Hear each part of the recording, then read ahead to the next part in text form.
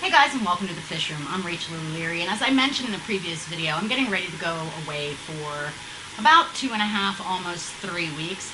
So I wanted to talk to you guys. Today briefly about what I do to prepare the fish room for when I'm going to travel.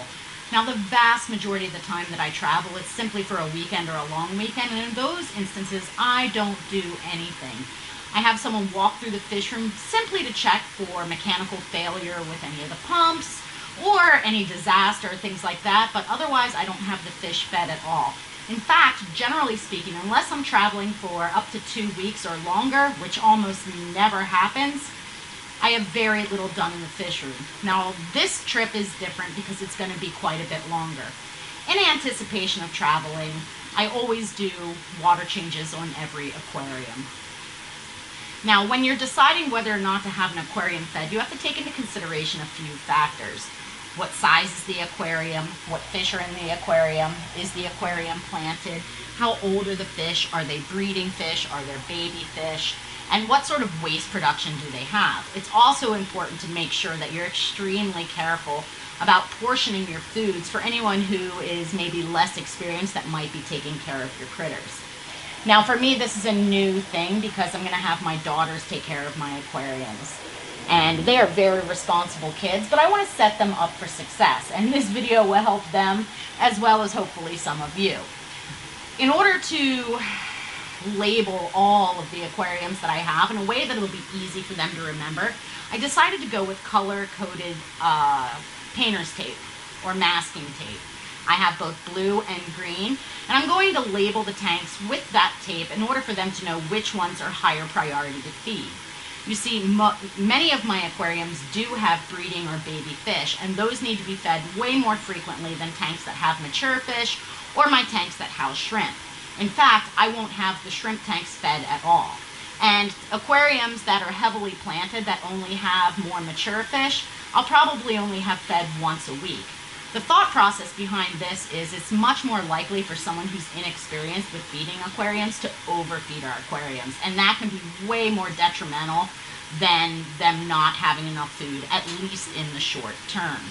So I'm going to label the tanks with green labels that need to be fed at least once a week, and label the ones with blue tape that need to be fed at least every other day. This will allow all the fish to survive and fry to survive, though their growth and weight may not be as good as when I left. I'll also make sure before I travel to do any filter maintenance. I want to make sure that there's not going to be any issues when I'm traveling. I'll clean my canisters, my hang-on backs, vacuum and rinse my sponge filters, wipe down the glass, make sure every tank is full, and I'll also make a detailed list of what I expect from them caring for these aquariums and which ones historically could have, let's say, idiosyncrasies. Let's face it, when you have a lot of aquariums, there's always that one tank that has the weird filter that makes noise. There's the one tank that evaporates faster than the others, like my hill stream, that you need to make sure can be addressed should an issue arise. I'll also need them to spray down the back of my paludarium and really just make sure that there's nothing wrong. You also want to address with whoever's watching your aquariums what to do in case of a power outage. Now, power outages are very infrequent where I live, but if they should happen, I especially need them to check on the filters that are not air-driven. So the filter on the big boys tank, I need them to make sure that's running. And I need to go over with them how to restart it should it not be running. I'll also make sure to go over what kind of food for what aquarium and have that all laid out. As mentioned, when I hire a pet sitter or someone I don't know to watch over my aquariums, I generally pre-portion all the food and label it with the date I want it to be fed. I'm not going to do that in this case because my kids are pretty well versed with what goes on down here in the fish room, and they're familiar with the aquariums in general. They've been to more events than most of my followers at this point.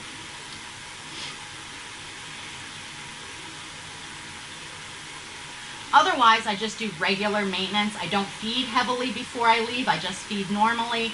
And almost every single time, everything goes exactly according to plan. If you guys have any tips for when you travel, let me know down in the comments. Make sure you're subscribed, please, and have that notification bell on, as, let's face it, YouTube is unreliable with notifications. As always, thanks for the continued support. I hope you're staying safe and staying healthy.